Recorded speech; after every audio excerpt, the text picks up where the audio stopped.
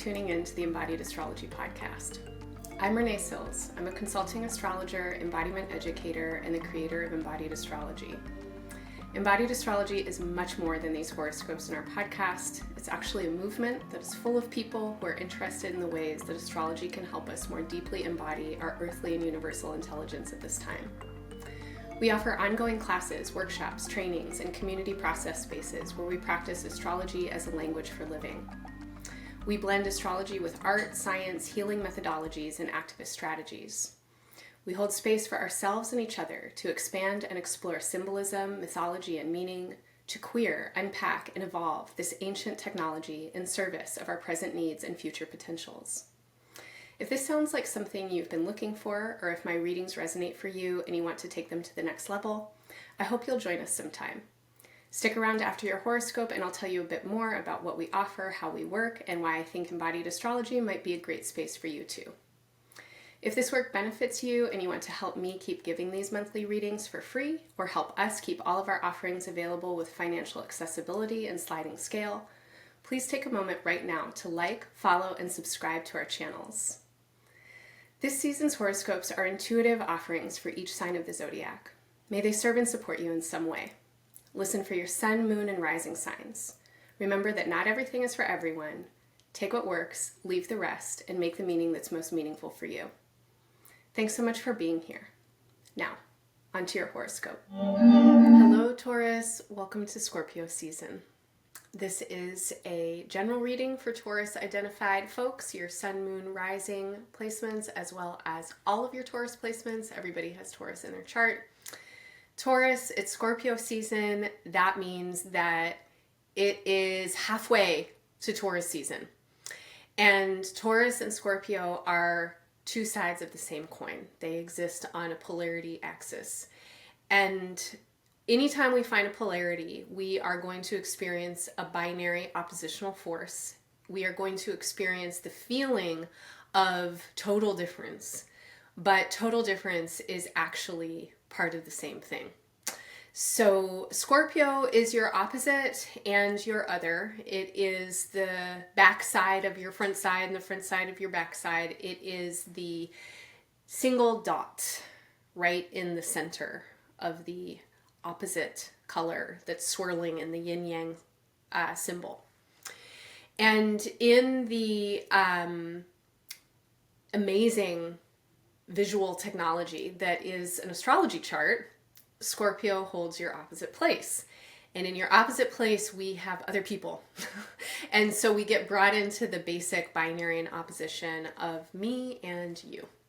And in these earthly experiences where as spiritual beings, we get to stumble through so-called life and, like have an embodied kind of experience, our relationships are the places where we will really have to meet ourselves. The reflections that other people give us are often reflections which we get very confused about and deluded by. And it is so tempting to do the thing that opposition likes to do, which is to separate itself or to become really magnetic and attracted. But basically, like there's a feeling with any opposition of, oh, me and you.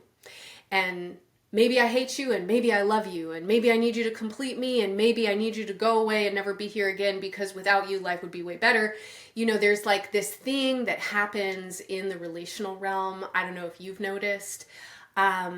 That's real messy, right? It's real complicated because relationships are going to be our greatest joys and our deepest sorrows. And other people will be the source of our absolute worst pain and most horrible experiences. And they will also be the source of our liberation and our most, blissful pleasure and sense of satisfaction. So Scorpio is a season that is always going to highlight relational fields for you as a Taurus identified person. And this particular Scorpio season is packing a little bit of a punch. There is some spice this Scorpio season. And I think you're already feeling it. I don't know when you're listening to this, but if you listen to this like the first day of Scorpio season, and I'm actually recording for you way back in the past in Libra season, I'm like, you're already feeling it. You've been feeling it since Libra season. You've been feeling it for a minute. And in some ways, some of you have been feeling this your entire lives because Scorpio is in your opposite place. And the way that Taurus can be about relationships is kind of intense. It's actually kind of scorpionic. So to have Scorpio in your opposite place gives you a deep and profound loyalty. It gives you a lot of awareness of other people. It gives you a natural attunement to what is happening for and with other people.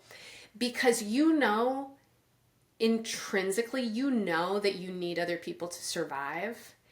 And for Taurus, survival is always a core driving need. I mean, for all of us, but especially for Taurus, it's not just surviving, it's thriving. You want a life that is full of the good stuff. And you know that people are going to be part of the ways that you get the good stuff.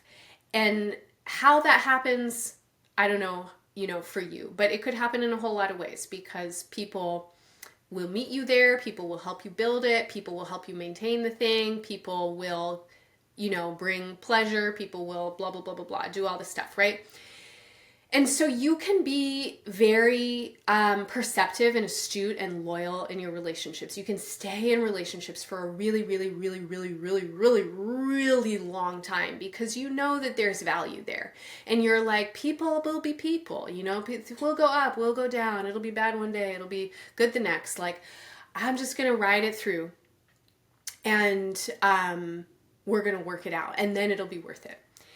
And so this particular Scorpio season is really kind of meeting you with a lot of relationship intensity. And it is calling you to reflect on the ways that you are also intense about relationships. I feel that a lot of you are really invested in building foundation in your relationships right now.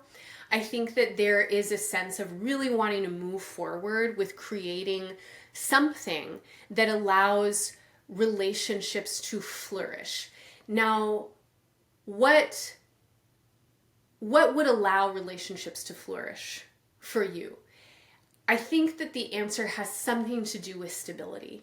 It has something to do with foundation. It has something to do with shared investment and staking a claim in something.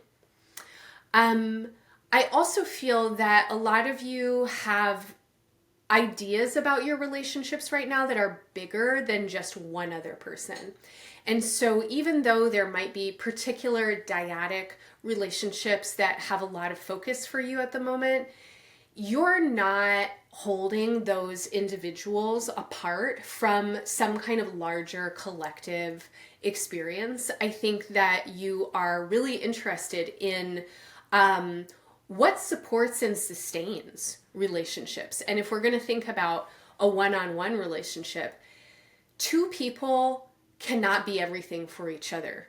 A one-on-one relationship or a partnership thrives when it is held by community and friendships and family. If it's just two people alone, that shit's going to get real toxic real fast, right? Like, yes, we need some QT one-on-one time, plenty. But if that's all you have, that's not enough.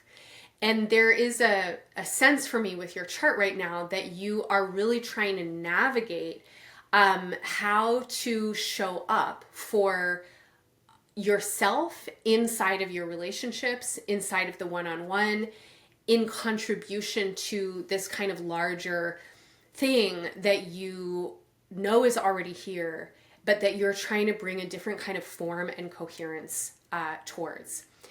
And I'm going to talk about this more in a little bit, but this is really important because you are shifting into a chapter of your life that for the foreseeable future is going to be devoted to building community and in some ways working for the collective. And a lot of Taurus identified people already do that. And so this might be an up level or a transformation in the ways that you're doing that.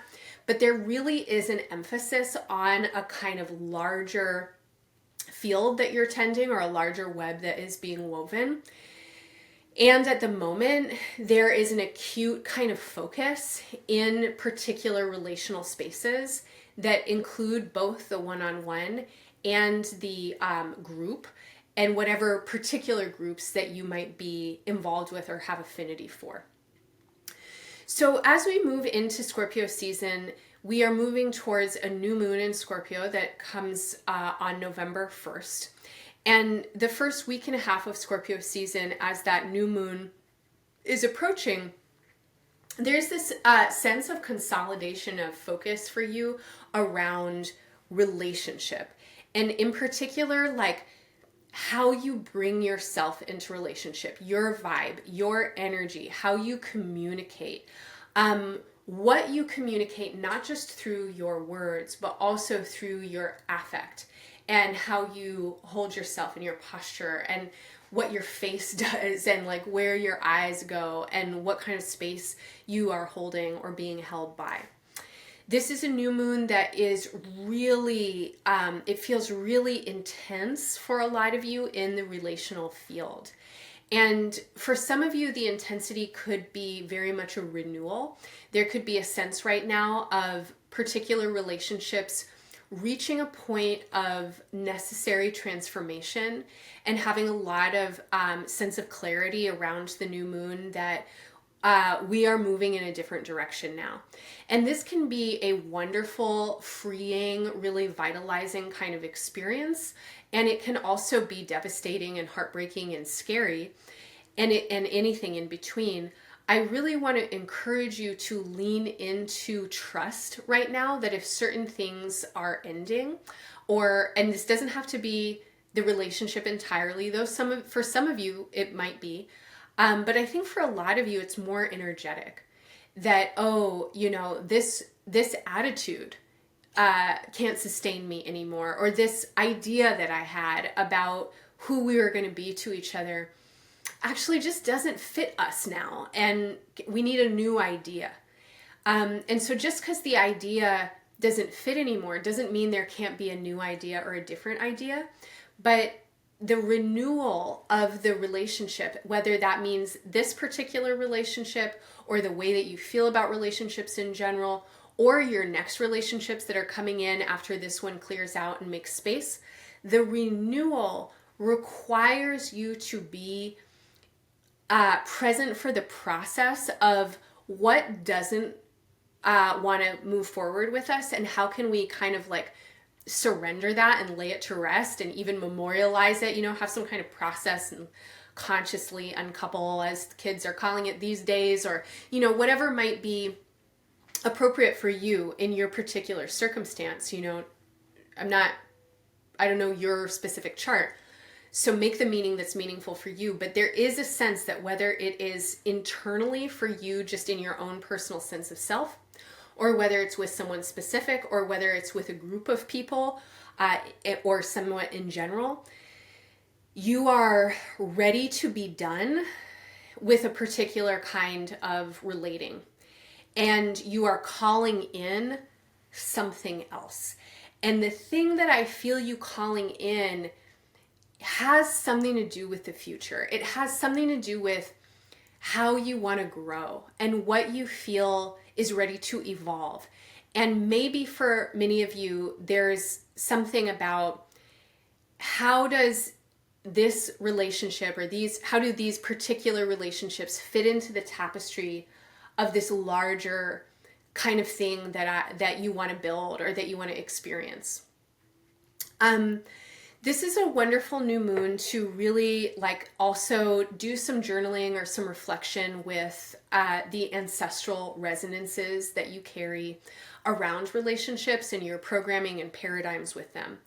If there are ways that you are really wanting to shift in your relationships, it might be worth kind of trying to tune in with the feeling tone of what the situation is that you want to shift. So I'm just going to give you an example. In my relationship, I really want to shift our communication. I feel that we're not really able to talk to each other about what's important. And what I'm suggesting is that you would tune in with the felt sense of that And if I'm imagining this, like, oh, I feel blocked in my throat, I feel kind of insecure, I don't feel anchored to the ground, and I feel scared that you're going to leave if I say this thing that I need to say. So tune in with the felt sense and with the resonance, and then try and remember when and where you felt that way outside of this particular example, and try and map who and when and where you've also seen that modeled. And maybe you could find like some of the earliest memories of feeling that way.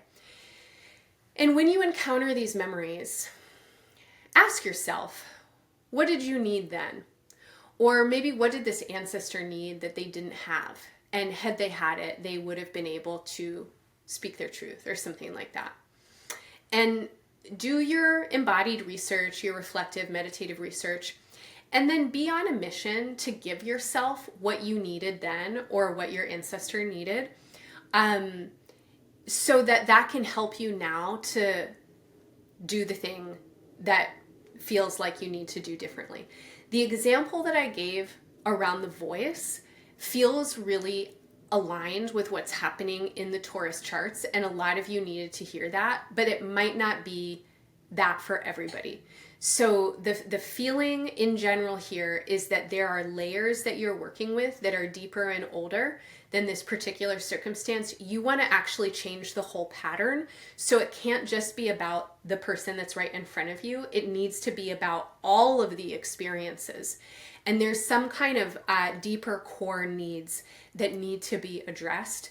And you want to give that to yourself right now. You want to make space in your own psyche to figure out, like, what do you need in order to have that kind of experience. The first 2 weeks of November, from the new moon to the full moon, we have a full moon on November 15th. There is a lot of anxiety in the atmosphere. I mean, no surprise, like the whole year has been anxious AF.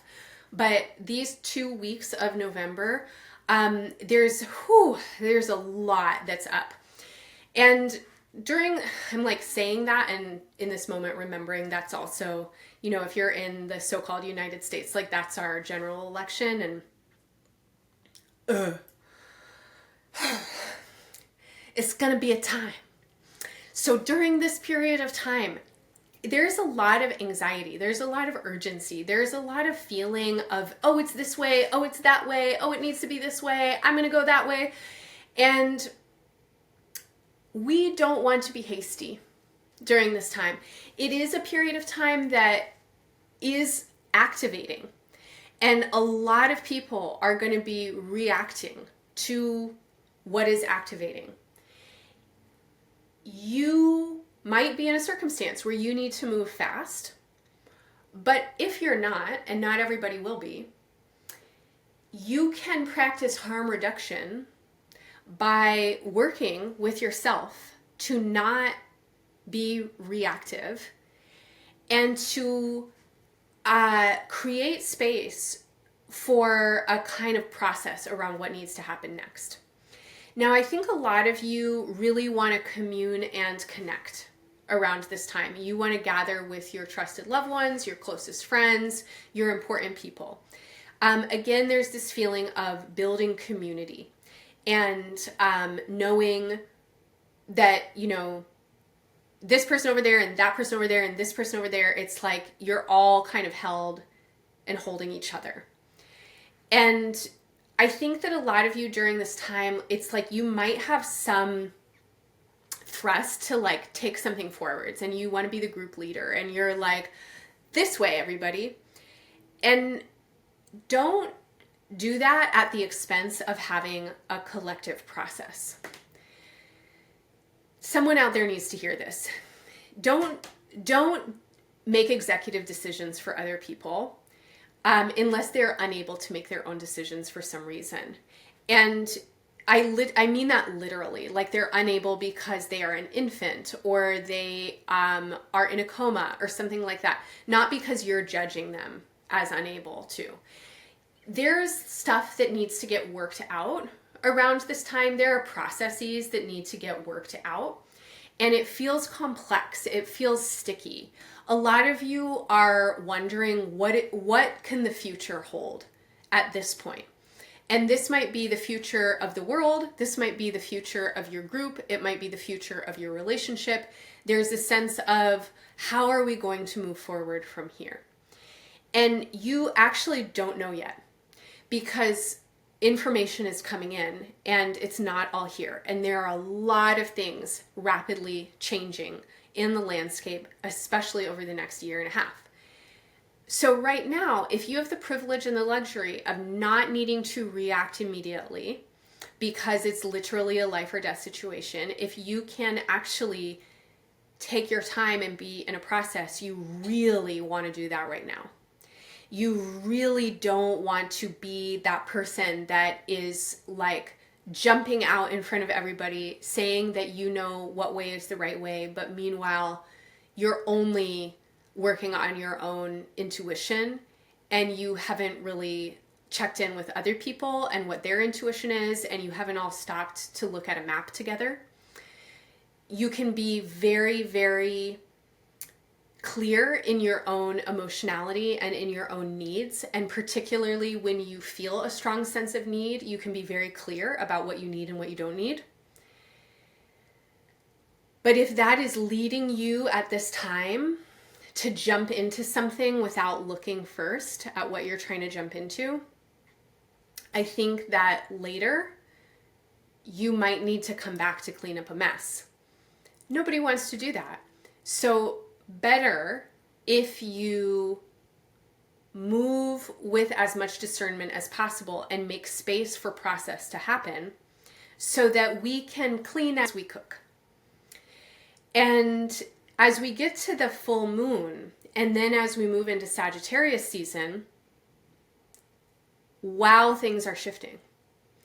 And if you allow yourself to be part of a process and you are not trying to force the process forwards or jump out of the process, that's another potential for some of you. Some of you are like, jump ship. This shit is sinking. Run. Give it a couple of weeks. Again, you're going to make your own decisions. There are reasons that people really need to mobilize very fast these days. There always have been.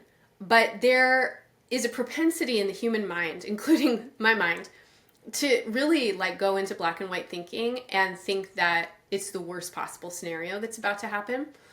I think Taurian people tend to be a little bit more steady and stable. So maybe you don't really resonate with that. But now is really the time to notice hastiness and urgency and not feed the trolls, right? Like you want to be calm, cool, collected, moisturized, and in the process, and you're like, well, we can take our time. Because you actually need, I'm going to say minimum until next February. And what you're trying to do right now is intimate on some level. Some of you are trying to figure out how to move into the future with an important partner or person, people in your life. Some of you are trying to figure out next steps for yourself while people who you're totally entangled with are completely swamped and can't even deal with the question of today. And you want to take time because the thing that you're trying to build is going to take time. And as we move out of Scorpio season and into Sagittarius season, you want to be able to start to make effort and start to make moves and communicate and get into the work of what is this next thing going to be. But you want to be able to do it in a way that isn't looking for completion right now and that gives yourself an extended timeline a little bit to like go back and forth and to make different kinds of adjustments. Now, some of you are thinking about long-term plans at this point. I am being told that some of you are like, yeah, Renee, I know that's totally been my plan from jump. You know, and if you're on a timeline right now where you're thinking about the outer planetary timing, which is, I'm always on astrological timelines. I think the Gregorian calendar is useful only to stay on track with consensus reality, but like for me, it means literally nothing because, beyond consensus reality, but the status quo of consensus reality doesn't make as much sense to me in terms of time as astrological timing does. And astrological timing will always bring us into cyclical time. It will always remind us that, things move in circuitous kind of flowing ways. And so if you're working consciously or unconsciously with astrological timing and some part of your consciousness right now is going, yeah, I don't know, I think I'm in this in-between space, like maybe until 2026 or 2027, then you're totally right on. And even if there's a kind of in-between until end of the first quarter next year, like getting into March and April, you're totally right on. You want a buffer of time right now. And in this buffer of time, you don't need to be focused on the goal. You don't need to be overly concerned with where you're going to end up. What you want to put all of your focus into is what are you bringing into the present? How are you being with the here and the now? Because there is a sense here that you have to draw upon, that we all do, but that Taurus, that you have to draw upon your will. And you have to align yourself very, very clearly now with who you have always known that you are and how you have always known that you are here to show up in this life. You have to align yourself with that impeccably. Energetically, emotionally, relationally, verbally, in the ways that you organize and construct your schedule and your days, in the ways that you are thinking about resource, in the ways that you are thinking about time. Big shifts are happening and coming, and you are going to be supported to move through those shifts if you know who you are. And who you are is beyond any possible language that could describe you. Who you are is a feeling tone. It is a clarity that you can access in your own inner being.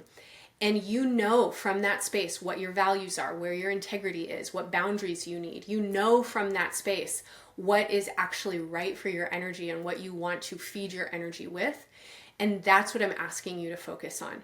And the more that you can focus on that, and then let that guide you in your conversations and let that guide you in your negotiations and in making your contracts and remaking your contracts, you are going to be so happy that you let that guide you and that you weren't getting caught up in the small ego mind telling you that you need to make a decision right now, because you don't. You don't. Even if there's some kind of situation that comes up, as we have been seeing all over the world, where people need to act fast. It's like evacuate now. That's a decision that we can act on and also really stay centered in who we are. And so on some level, it doesn't even matter what's happening in the external, because inside of every circumstance that you find yourself in, you will have the opportunity to be in relationship with yourself and with others and with the world and the land. And in every single one of those opportunities, you can show up with your integrity and your clarity and like, this is who I am, this is what matters to me. Or you can get caught up in the delusions of the franticness and reactivity and activation and fear, or like delusional, like ungrounded sense of blown up potential. You being able to center in what is most clearly your devotion, right, to this being that you are, is what will guide you through this time most effectively.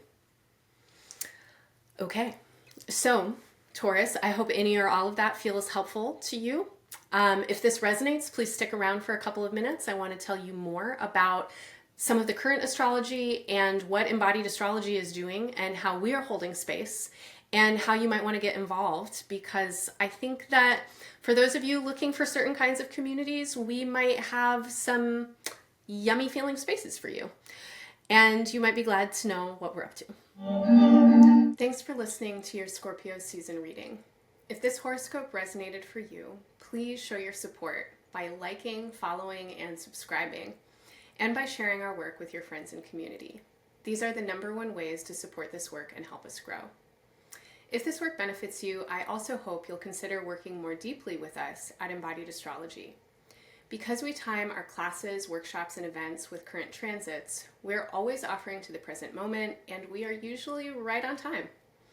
Every month and throughout the seasons, we engage the creative, experimental, and experiential aspects of current astrology, and our work is always given with an ethos of generosity and accessibility. Our classes, workshops, and series are available with scholarships and by sliding scale, and no one is turned away for lack of funds. We do rely on your support and presence to keep us going, though. Please help sustain and support our work by making a one-time or recurring donation, or becoming a member, or sign up for one of our current or upcoming offerings. This season, I hope you'll join me for Somatic Space, which is a class I offer every Monday where we prepare ourselves to work with the astrology of the week ahead through gentle, healing body practices, breathwork, meditation, and visualization.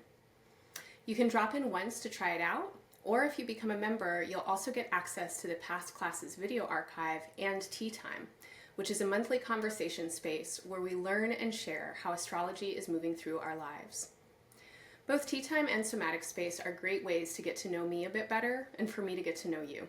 Our conversations and practices are always rich, vast, and heartfelt, and the connections and community that build in these spaces is so deeply nourishing and incredibly special. In early December of this year, Mars will station retrograde in Leo. Over the course of the following 3 months until next February, Mars will retrocess or retrograde from Leo to Cancer, where it stations direct at the end of next February. Between now and December, the retrograde influence of Mars is increasing as we move through what's called a shadow period. This is when a planet is traveling direct over a zodiacal degree range that will be imminently revisited by its upcoming retrograde. When Mars is retrograde, especially in the signs of Leo and Cancer, we all need to work with our basic instincts and impulses more attentively.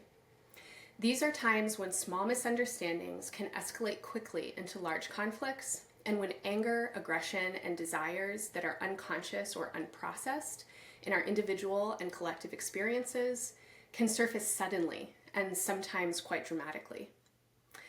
These are also times when we can grow immensely and develop our individual and collective strengths, courage, capacities, and what I think of as our deep spiritual will. Ultimately, this is a transit that wants to help us use our power with more consciousness and also up-level our emotional and energetic awareness, especially around areas of conflict, impact, and intent. Sorting through the stuff of conflict is messy work. No matter what the conflict is, there is always more than what's visible on the surface. Since our personal and interpersonal experiences can't get separated from the institutional, environmental, and ideological, it can be profoundly overwhelming and hard to move towards conflict transformation when most of our issues are totally complex and entangled on multiple levels. In order to prepare for this transit, our faculty member, Ramon Parrish, is offering a 3-week series, November 7th through 21st, called Constellations of Conflict. In this series, we'll do the work of investigating the intersections of conflict as they emerge in our individual bodies, interrelationships, shared spaces, and the larger world. Through the lens of astrology, we'll use our natal placements, synastry, and transit timing as guides. We'll explore how current astrology and this Mars retrograde can help us navigate, engage, and skillfully meet this time of profound conflict and transformation here on Earth. This Scorpio season features a grand trine between the Sun in Scorpio, Mars in Cancer, and Saturn and Neptune in Pisces. This season, more than most, is a time of deep water and intense feelings. In astrospeak, water always asks us to move down and inwards, and to get in touch with our emotional bodies and internal experiences. Working with the wisdom of water also assists in working effectively with Earth. When we can craft and create containers that hold space for feelings to be as they are, we'll naturally find our way into flow, and what we don't need, we can let go in ways that nourish, cleanse, hydrate, and sustain. Over the weekend of November 9th and 10th, Embodied Astrology facilitators Gabs 404 and Janata Petrus will hold 2 watery, earthy sessions to make space for the following week's Taurus full moon. In November 9th's Nebula Lab, Gabs will be joined by Dani D'Emilia, a non-binary, eco-trans feminist artist and educator whose work with radical tenderness and hospicing modernity invites intimacy into the layers of life right now. This is an opportunity to be with the immensity of the moment, get grounded in our bodies, politicized in our healing practices, and held in our humanity by the larger cosmic web of inseparability. The following day, November 10th, Janata Petrus returns for the Taurus full moon edition of her monthly Artistic Alchemy series.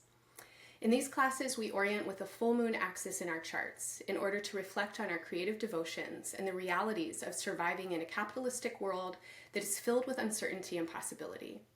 We practice staying grounded with the rhythms of astrology and spirit, channeling the wisdom of cosmic alignment, and opening to celestial guidance from our ancestors as support for living creatively through times of unknown. Following Janata's artistic alchemical opening, Sherry Taylor and I will co-lead a special council session the following weekend on Saturday, November 17th, which is the day after the full moon, where we'll focus specifically on astrology and ancestral attunement through working with the symbolism of Saturn. Sherry has been faculty at Embodied Astrology for over 2 years now, where her work in deepening and expanding Saturn's mythic and archetypal symbolism has yielded a powerful path of devotional practice. Our co-led session initiates a new cycle of Saturnian devotion, which Sherry will lead through 2 subsequent sessions, culminating on the December solstice. You can find more information about everything and everyone I just mentioned in the show notes or through the study section at embodiedastrology.com. If you can't make our live events, but you still want to participate, your registration will always include recording access. I certainly hope to see you soon over Scorpio season in one of our spaces. Thank you so much for being here. Thanks for listening and engaging. I'm wishing you all the best in this season and beyond. Bye for now.